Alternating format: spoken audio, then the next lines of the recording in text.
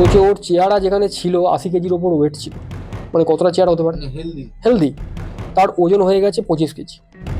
ও বলছে অনেক তো ওজা গুণিন ফকির করলো, এবার ব্রাহ্মণের ছেলেকে আনছি, সেও কিছু করতে পারবে না।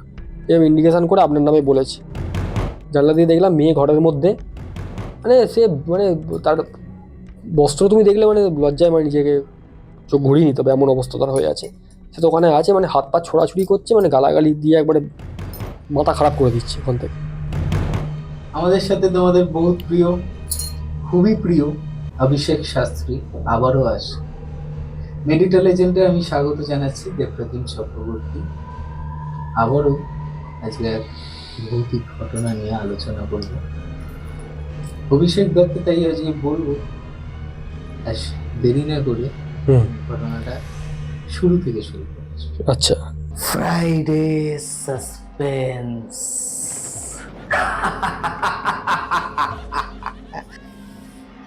শুধুমাত্র মেডিকেল এজেন্ট ওয়াইটি চ্যানেলে। রাত 9টায় আসবে গল্পের ধারা, রহস্য, প্রেম আর হাসির খেলা সারা। সত্যটা ভয়ঙ্কর। এই যে ঘটনাটা তোমাদের বলতে চলেছি, এটা হয়েছিল তাও মোটামুটি ধরো 10 বছর আগে। তখন আমার পেপারে অ্যাড পড়তো। পেপারে অ্যাড পড়তো মানে কি, পেপারের মধ্যে লিফলেট বিলি হতো। লিফলেট, বুঝতে পারছো, লিফলেট বিলি হতো। তো লিফলেট বিলি থেকে আমাকে একজন ভক্ত ফোন করে আমাদের এলাকার ভেতর।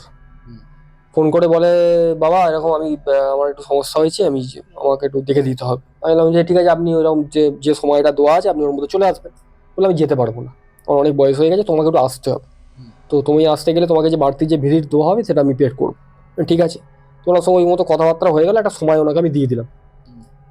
আর আমি নিয়ে গেলাম আমারই একটা কোচিংয়ের বন্ধুকে, আমার সঙ্গে গেল, মানে জাস্ট একটু যাবি সঙ্গে, আমি এরকম করি। তো নিয়ে গেলাম, তো ওনার বাড়িটা রাস্তার উপর, আমাকে উনি অ্যাড্রেস বলে দিলেন যে কীভাবে কি আসতে হবে না আসতে হবে। গেলাম, লম্বা টাইপের বাড়িটা, ওনার বাড়িটাকে তো বলে দিই লম্বা টাইপের বাড়ি। মানে বাড়ির সামনে যখন গেলাম শুনছি খুব খিস্তি খামারি হচ্ছে বাড়িটার মধ্যে। হ্যাঁ, একটা মহিলা খুব চেঁচাচ্ছে, গালাগালি খেসা খিস্তি করছে, মানে চরম গালাগালি, মা বাবা তুলে, মানে মুখে আনা যাবে না এমন ভাষা বলছে। পারিবারিক ব্যাপার হতে পারে। তো আমি গিয়ে ওনার বেলটা টিপলাম, তো ভদ্রলোক উনি বেরোলেন। উনি বললেন, বাবা এসছো, বাবা এসছো? হ্যাঁ এসছি, বলুন কোথায় কি বসতে হবে, একটু জায়গা ফেরানোর দিন। বলে আর বলো না, মেয়ে যা শুরু করেছে। মেয়ে শুরু করেছে মানে, মানে যার জন্য আনা তোমাকে। বললাম মেয়ে শুরু করে যার জন্য আনা, আমি তো কিছু বুঝতেই পারছি না কি বলছেন আপনি। মানে ওনাদের মেয়ে ওনাদেরকেই খিস্তি না কিছু না, আমাকে মারছে। শোনো না ঘটনাটা, শুনলে বুঝতে পারছো। বললাম যে আপনার মেয়ে তো ধরুন গালাগালি খেসা খিস্তি করছে, কি যাবো, কোথায় যাবো, আমি তো বুঝতেই পারছি না কিছু। আমার বন্ধুটা অফেন্ডেড একটু ফিল করছে যে কি করব না করব। না বলছে কিছু মনে করো না, ও ঘটনা আছে। বলছে ঠিক আছে বলুন কি হয়েছে। তুমি আমার ছেলের ঘরে চলো। আমার ছেলের ঘরে আমি গেলাম, ওনার ছেলের ওয়াইফ বসে আছে। তো আমি বসলাম, কি হয়েছে বলুন তো এবার। বলছে আমার মেয়ে বিয়ে হয়েছিল, বিয়ে প্রায় ধরো বছর 10 বিয়ে হয়েছে, মাস 3 আগে আমার জামাই আমার মেয়েকে বাড়িতে দিয়ে গেছে নর্মালি। দিয়ে যাওয়ার পর আর নিতে আসিনি। বললাম তো হ্যাঁ, তারপর ওনার সঙ্গে যোগাযোগ বা মেয়ের সঙ্গে যোগাযোগ, মানে হ্যাঁ সবার সঙ্গে যোগাযোগ আছে, কিন্তু মেয়ের পরিবর্তন অনেক রকম হয়ে গেছে মেয়ের। আচ্ছা, বিয়ের পরে মেয়ে হয়েছে, তারপরে আবার না বিয়ের পরে মেয়ে হয়নি, বিয়ের 10 বছর পর উনি যেরকম করে বাপের বাড়িতে আসে, আপ ডাউন যেরকম করে, এরকম হঠাৎ একদিন আসার পর স্বামী দিয়ে চলে গেছে, আনতে আসিনি আর। আচ্ছা, বুঝতে পারলে, আনতে আসিনি আর। ওরা বাড়িতে ফোন করেছে, স্বামী বলছে হ্যাঁ আমার একটু কাজের প্রেশার আছে, বা আমি একটু করছে, মানে নেগলেক্ট করছে। তো করবার পর আমি বললাম, তারপর কি হলো? বলে আমার বোনের মধ্যে অনেক রকমের পরিবর্তন হয়েছে। কি পরিবর্তন?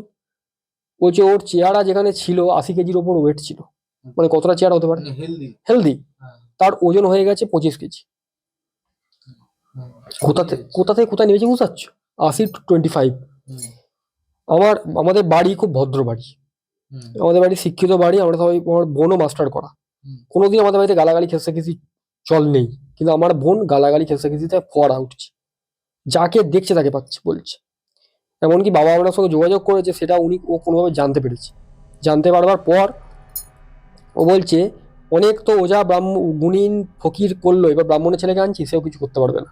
এরকম ইন্ডিকেশন করে আপনার নামে বলেছে, এবং আপনার নাম কী হবে সেই এটা পর্যন্ত বলে দিয়েছে আমার বোন। বাপরে বাপ, বিশাল ব্যাপার, বিশাল ব্যাপার। এরকম ব্যাপার।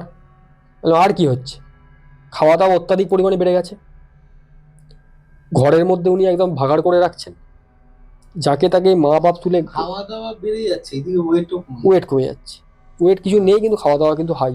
মানে ওরা মানে বুঝতে পারছো? রক্তটা চুষে নিচ্ছে। রক্তটা পুরো চুষে নিচ্ছে, হজমটা করতে দিচ্ছে না, হুম, এরকম ব্যাপার হচ্ছে। ঠিক আছে, তাহলে তো দেখতে হবে ঘরে একটা গ্রিলের মধ্যে দিয়ে, মানে গেটটা ঢুকে গিয়ে ওর ডান দিকের ঘরটা হচ্ছে মেয়েটার ঘর, গ্রিলে দেখুন তালা মারা, পেছন দিয়ে রাস্তা আছে, ওই জানলাটা খোলা, জানলা দিয়ে দেখলাম মেয়ে ঘরের মধ্যে, মানে সে মানে তার বস্ত্র তুমি দেখলে মানে লজ্জায় মানে নিজেকে চোখ ঘুরিয়ে নিতে হবে, এমন অবস্থা তার হয়ে আছে। সে তো ওখানে আছে, মানে হাত পা ছোড়াছুড়ি করছে, মানে গালাগালি দিয়ে একবারে মাথা খারাপ করে দিচ্ছে ওখান থেকে। বললাম যে আমি ঢুকবো কী করে, ঢুকতে পারবো না।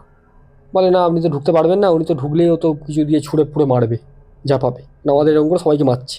এই খুব সাংঘাতিক ব্যাপার, তাহলে আমাকে তো না জানিয়ে কাজ করতে হবে, কিন্তু কিছু করা যাবে না। তো আমি একটা ওনাকে বলে দিলাম যে এই জিনিসগুলো আমার লাগবে, হুম, একটা হোম করবো বাড়িতে, আমাকে এনে দেবেন, আমি এই সময় এই তারিখ তিথি আপনাকে জানিয়ে দিলাম, আমি এবং আমার একজন আসবো, এসে আমি আপনার ঘরের সামনে, মেয়ের ঘরের দরজার সামনে আমি যজ্ঞ করবো। উনি ঠিক আছে, উনি করবেন। তো আমি সেই যথারীতি সেই যখন দিন এলো, আমি সমস্ত জিনিস নিয়ে চলে গেলাম যজ্ঞ করবার জন্য। ঘরটা বন্ধ আছে, ঘরের মধ্যে মেয়েকে কিন্তু বেঁধে রেখেছে, হুম, খাটের সঙ্গে বাঁধা আছে মেয়ে, আমারই কথাতে বেঁধে রাখা হয়েছে। আমরা যজ্ঞ হোম আমাদের সব কিছু কর্মক্রিয়াদি করছি আমরা। তখন রাত্রির কটা হবে, দেড়টা আড়াইটে হবে তখন। দরজা ভেঙে ফেলার জোয়ার, কিন্তু গিয়ে যখন জানলা দিয়ে আমি একটা ছেলেকে পাঠাচ্ছি, তখন দেখছি মেয়ে কিন্তু বাঁধা বিছনায় পড়ে আছে, দরজা দিয়ে কিন্তু চাপ ভাঙছে অন্য লোক, মেয়ে কিন্তু বিছনায়, হুম, হুম, দরজা কিন্তু ধাক্কা মারছে অন্য লোক, ধরছে। সব কিছু মানে কাজকর্ম করবার পর আমরা পুরো ভিড়াকে বাঁধলাম, বন্ধন করবার পর ওই ঘরে আমরা ঢুকলাম, ঢুকে কিছু জিনিস আমরা দেখলাম ওখান থেকে কালেকশন করলাম হুম, মেয়ের শরীর থেকে। মেয়ে অচেতন হয়ে পড়ে আছে, মেয়ের চুল, মেয়ের জামা কাপড়ের টুকরো, হাতের নখ আমরা নিলাম। নেওয়ার পর সেগুলো যখন আমরা ক্রিয়া করছি, দর্পণ হয়, বলছি দর্পণ শুনেছো? দর্পণ মানে পুতুল টাইপ আয়না। আয়না। হুম, এই দর্পণটা করবার পর আমি দেখতে পাচ্ছি, যখন শ্বশুরবাড়িতে মেয়েটা ছিল, হুম, মেয়েটার প্যাড, মাসিকের যে প্যাড যে মেয়েটা ইউজ করে, সেইটা কিন্তু জানলা দিয়ে ছুঁড়ে ফেলছে একটা ডোবার মধ্যে। হুম, সেইটা যখন ডোবার মধ্যে পড়ছে, একটা প্রেত সেটা কিন্তু খাচ্ছে, প্রেত খাচ্ছে সেটা। খাওয়ার পরই ওর মধ্যে কিন্তু তাকে করে দিয়েছে, ওকে ধরে নিয়েছে, এবং ওর স্বামীর সঙ্গে কিন্তু তারপর ঝগড়া অশান্তি বেঁধে যায়, বিরাট অশান্তি ঝগড়া বেঁধে যায়। স্বামীকে সন্দেহ করা থেকে শুরু করে স্বামীকে ধাক্কা মেরে ফেলে দেওয়া, অনেক কিছু ঘটেছে। সেই সব কারণের জন্যই স্বামীটা খুব নিরীহ ছিল, ও কিন্তু মেয়েটাকে বাড়িতে এসে বসিয়ে দিয়ে গেছে, মানে নিয়ে যাওয়ার চেষ্টা করছিল না। এগুলো কিন্তু পরে আমি ওই দর্পণে বসে জানতে পারলাম। হুম, এবং ওই পিশাচটা চাইছিল উনি ওকে টেনে নিয়ে চলে যাবে ওর কাছে, হুম, ওকে সংসার করতে দেবে না, যেহেতু ওর ওই জিনিসটাও খেয়েছে, ও অ্যাট্রাক্ট হয়ে গেছে ওর উপর, বুঝতে পেরেছো? অ্যাট্রাক্ট হয়ে গেছে, মানে খুবই মানে ডেঞ্জারাস ব্যাপার। এবং পুরো দর্পণে কিন্তু ক্লিয়ার এটা এলো, বিষয়টা হ্যাঁ, পিশাচটা খাচ্ছে। এগুলো করবার পর দেখলাম, দেখে পর মানে মেডিকেল রিপোর্ট তো অনেক কিছু দেখলাম, শরীরের মধ্যে মানে একদম শরীর ঝাঁঝরা করে দিয়েছে, সুগার প্রেশার এই একদম যাতা অবস্থা, রক্ত নেই ফক্ত নেই, কিচ্ছু নেই। তো আমি বললাম এই নিয়মগুলো করুন, নিয়মগুলো মানুন। তো নিয়মগুলো মেনে 6 মাসের মাথায় মেয়ে কিন্তু জায়গায় এলো। সেই মেয়েকে 1 বছরের মধ্যে কিন্তু সংসারে ফিরিয়ে দিয়েছিলাম। এই ঘটনাটা কিন্তু ঘটেছে, বুঝতে পারলে? এটা দেখা মানে পিশাচ খুব ডেঞ্জার, হুম। আর মানুষদের একটু ভুলভ্রান্তির জন্য কিন্তু ওরা কিন্তু বসে থাকে। এই যে ঘটনাটা থেকে যে মেয়েটা উদ্ধার হলো, হুম ঠিক আছে, তো এটা কি মেয়েটাকে বন্ধন করা হলো, ঠিক আছে, হুম এই যে তোমার সাইড দিয়ে কোনো ক্রিয়া করে তাকে উদ্ধার করলো, হ্যাঁ এবার যে ক্রিয়াটা যে করলে হুম তুমি তো কাউকে একটা পাঠালে, হুম বন্ধনটা যে হুম করেছিলে, হুম হুম ওই বন্ধনেও তো সেই তোমার সাইডের প্রেতটাও তো সেটা না না cross করতে পারে। না, এখানে আমি কাউকে পাঠাইনি, আচ্ছা, আচ্ছা। এখানে আমি কাউকে পাঠাইনি। প্রথমেই আমি পড়েছিলাম বন্ধন করে দিয়েছিলাম হ্যাঁ, ভিড়ের, মানে ওর যে ঘরটা থাকে সেই ঘরটায় বন্ধন করেছিল, ওই বন্ধন ঘরার মধ্যেই তো ও তো আটকে আছে, ওই আত্মাটা। ওই আত্মাটাকে আমাদের কিন্তু একটা ওই দর্পণের মধ্যে আনতে হয়, টেনে নিয়ে আসতে হয়। ওটাকে নিয়ে এসে তাহলে কি ওর জায়গাটা পুরো ফ্রি করলাম, হুম, ফ্রি করার পর ওই দর্পণের মাধ্যমে ওই আত্মাটাকে নিয়ে গিয়ে কিন্তু আমাদের করতে হয়, ডিস্ট্রয় করে দিতে হয়, আচ্ছা, বুঝতে পেরেছো? তো এখানে কোনো প্রেত চালান কিন্তু আমি কিছু করিনি, আচ্ছা, এখানে আমি আমাদের শুদ্ধ তন্ত্র মতে কাজ করেছিলাম, যেখানে বন্ধন করবার পরে আত্মাটাকে ওখান থেকে স্যাক করে টেনে নিয়ে আসতে হয়। এনে দর্পণের মধ্যে ওনাকে এনে ওইখানে তখনই দেখতে পেয়েছিলাম। ওই আত্মাটার যে আগের যে কি ভার্সানটা হয়েছে তখনই কিন্তু দর্পণের মধ্যে দেখতে পেয়েছি। তখন ওখান থেকে নিয়ে ওটাকে নষ্ট করে ওনাকে গঙ্গায় বিসর্জন দিই, এটা করেছি। তারপর ওনাকে কিছু কবচ কিছু যন্ত্র প্রদান করার পর কিছু নিয়ম বলেছিলাম, এই চান করবে, এই করবে, করা উনি কিন্তু যথেষ্ট ভালো। ওটা করলে কি মানে আরো ফিউচার থেকে প্রোটেকশন একদম একদম ফিউচার থেকে প্রোটেকশন করতেই লাগে। হ্যাঁ না, করতে হবে, এটা না করলে তুমি মুক্তি পাবে না, তুমি ও তো তোমাকে আস্তে আস্তে মেরেই দেবে। না ওনাকে তো গঙ্গায় ভাসিয়ে দেয়। হ্যাঁ হ্যাঁ হ্যাঁ হ্যাঁ তারপরে এই কবচটা নিয়ে প্রোটেকশন নিয়ে থাকতেই লাগে। হ্যাঁ, প্রোটেকশন তোমাকে নিয়ে রাখতে হবে। হ্যাঁ। প্রোটেকশন না নিয়ে রাখলে তোমার শরীরের মধ্যে যে মানে যে পাওয়ারগুলো বসে গেছে, তোমার পাওয়ারগুলোকে কিন্তু আবার পুনরুদ্ধার করতে হবে। যে ধরো নেগেটিভ এন্টিটির যে ওরাগুলো আমাদেরকে বসিয়ে দিয়েছে শরীরে, সেগুলো কিন্তু তোমাকে আবার পূরণ করতে হবে, মানে চার্জ করতে হবে। আচ্ছা আচ্ছা। এই নয় যে ও আর ফিরে তোমার ক্ষতি করবে, সেটা না। কিন্তু তার সঙ্গে সঙ্গে তোমায় কিছু কিছু অ্যাওয়ারনেস মেনে চলতে হবে। এইসব জিনিসগুলো যেখানে সেখানে ফেলা যাবে না, নখ চুল যেখানে সেখানে তুমি ফেলতে পারবে না, পরিষ্কার পরিচ্ছন্ন তোমাকে লাইফ লিড করতে হবে। মেয়েটা কি বলতো, ঠাকুর দেবতা করে মানতো না, পড়াশোনা যেন শিক্ষিত মেয়ে চাকরি করে, সে জানে এইসবের কোনো মূল্য আছে নাকি, সে করতেই কিন্তু এত বড় বিপদের মধ্যে পড়েছিল। সেখানে কিন্তু বাবাটা ভুক্তভোগী, দাদা ভুক্তভোগী এবং বৌদি ভুক্তভোগী। মানে বাড়িঘর একদম, মানে বাড়ি থেকেও আসতে পারতো না, সবাইকে দেখলে গালাগালি কেসাকেসি করছে, বাড়ি ভাঙচুর করছে, মানে একটা বিভৎস কাণ্ড ঘটে। সেই জায়গাতে কিন্তু ঠিক করেছি, বাবাকে মেরেওছে তোমার এমনকি হাজবেন্ডকেও তো মেরে হাজবেন্ডকে তো মেরে ফেলেই দিয়েছিল। অ্যাকচুয়ালি ও তো আর মারে ও তো মারছে না, ওর মধ্যে যে আছে সে তাকে মারাচ্ছে। ও মানে কি কি বলতো, পুরুষকে দেখতে চাইছে না, হ্যাঁ। কিন্তু বৌদি কিন্তু কিছু করতো না, বৌদির হাতে খেত।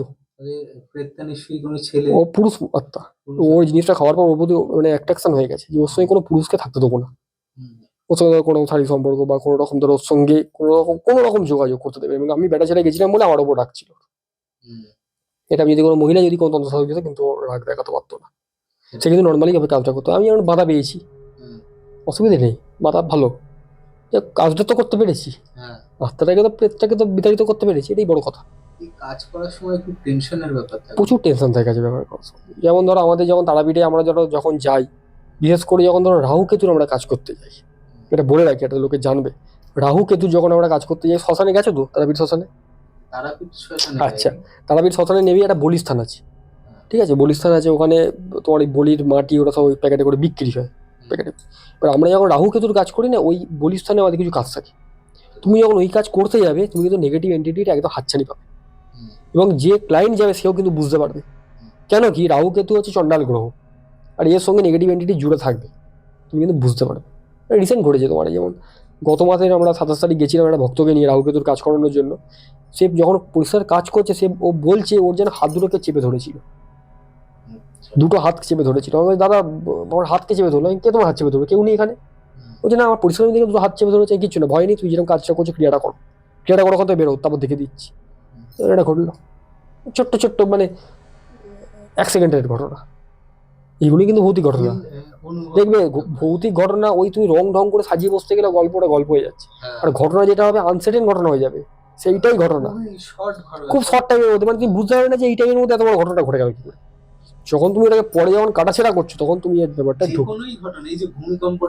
এই যে হয়ে গেল, আমি জানতে পেরেছি, বলো 30 সেকেন্ডের মধ্যে হয়ে গেল। তাহলে 1 ঘন্টা বলে আমরা থাকতামই না কেউ, সবাই চলে যেতাম আজকে। তো এই ছিল আজকের এপিসোড। অভিষেক দা আমাদের সাথে আবার আসবে নানা রকম গল্প নিয়ে। ততক্ষণ আপনারা আই বাটনে ক্লিক করে পুরোনো ঘটনাগুলো একবার শুনে নিন। আর হ্যাঁ, কোথা দিয়ে আপনারা গল্পটা শুনছেন সেটা কিন্তু নিশ্চয়ই কমেন্ট করে জানাবেন। Friday suspense